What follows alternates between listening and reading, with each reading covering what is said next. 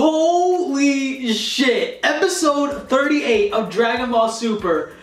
This episode was so fucking amazing. It revealed so much battle sequences in this fight, and they were actually pretty well done.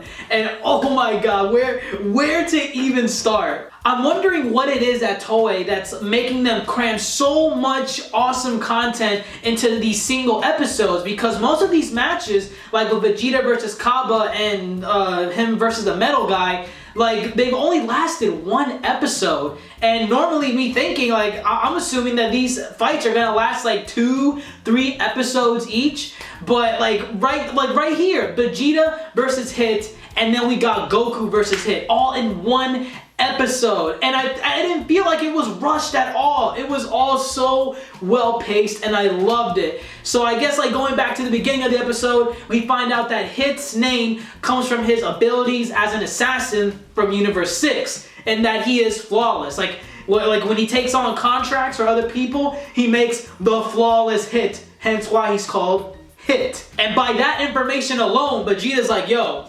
fuck this shit. I am going full power from the beginning. I am not gonna pull any punches with this guy, because like we've all known for a while that Hit was gonna be the trump card for Universe 6, and so far he is definitely showing it. Like, I love his fighting style, how it's not just brute force or just like some kind of bullshit like what Frost was doing. I love how he's like using his knuckles. Like, it's seemingly like kind of like Neji from Naruto with the Byakugan and the Gentle Fist, like hitting all Vegeta's pressure points and vital areas to like incapacitate him. I thought that was pretty interesting, but I'm wondering if there's a little bit more to his technique, because we found out in this episode that he could essentially use a technique known as Time Leap, in which he can freeze or halt time for like 0.1 seconds. Now initially that doesn't seem like much, but in the world of Dragon Ball Z, like with the speed that they have, 0.1 seconds makes a world of difference. So I'm wondering if that was maybe Hit's, like, you know, calm state, like, you know, just like goofing off, he can halt time for 0.1 seconds. OP as that shit is, I'm wondering if maybe when he gets serious, he can halt time for maybe 0.5 seconds, maybe a whole second.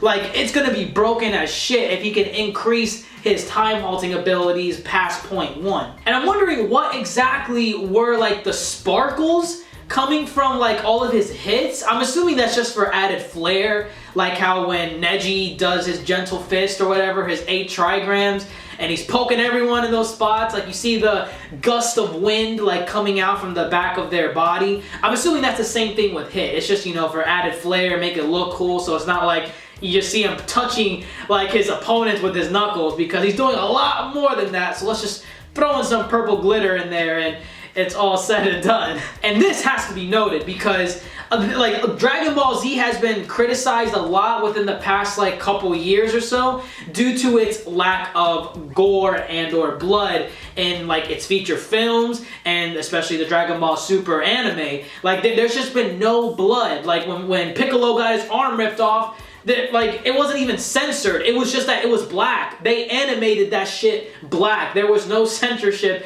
in that scene. Or when he gets blasted through his legs or his chest and all that stuff. Like, there's basically no blood in Dragon Ball Z today compared to before. Like, if someone got his arm chopped off, you saw that blood like all over the place.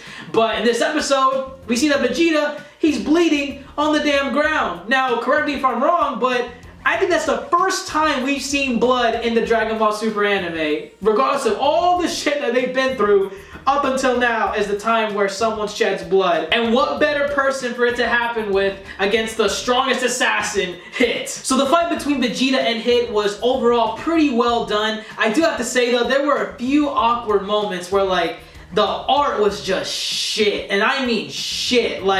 I think Vegeta's head was contorted whenever he got hit by Hit, and like his hand was all fucked up. Like it was weird. It looked really, really ugly. But for the most part, the animation was pretty well done for his fight. And then there were like a few scenes where like Vegeta's stomach basically swallowed Hit's like entire fist and half of his forearm, and I'm like, bro, like, Can we relax, please? And then we transition into the Goku versus Hit fight. I think this is where like the budget for the animation and art went into, because even though the animation was pretty slick, the art stayed pretty well up top as well. So nothing was sacrificed for the Goku against Hit fight, and it was so well done. I really loved it. I felt like I was watching almost a Dragon Ball Z movie, and I loved how Goku basically found a way around Hit's like abilities, basically predicting when or how Hit is going to react to any of Goku's attacks. So that kind of helps for like the 0.1 second part, but assuming Hit is going to go full power,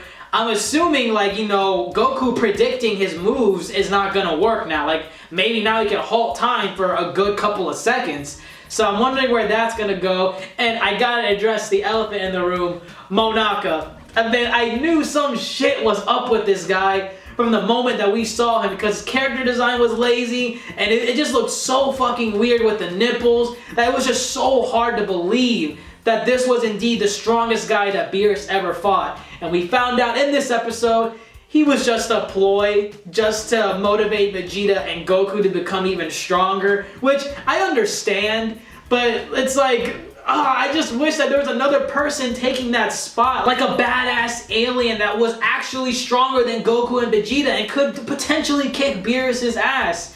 I don't know. It's like, it's a relief that he is not the strongest, but at the same time, it's kind of a bummer knowing that there's not this big alien or this little weird fucking nipple dude that's not actually stronger than Goku and Vegeta and could potentially wipe the floor with Beerus.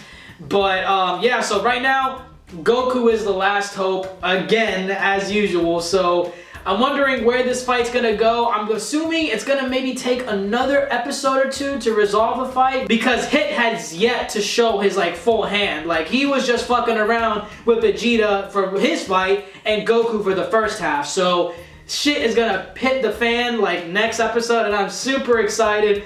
Wealth of content, great animation, great art. This fight was fucking amazing. Let me know what you all thought in the comments below, because this episode of Dragon Ball Super, like high up there. Oh man, I want to give it 10 out of 10, but it was just, it had those moments where like the art was just fucking horrendous, like with the Vegeta parts, like they just were pretty bad.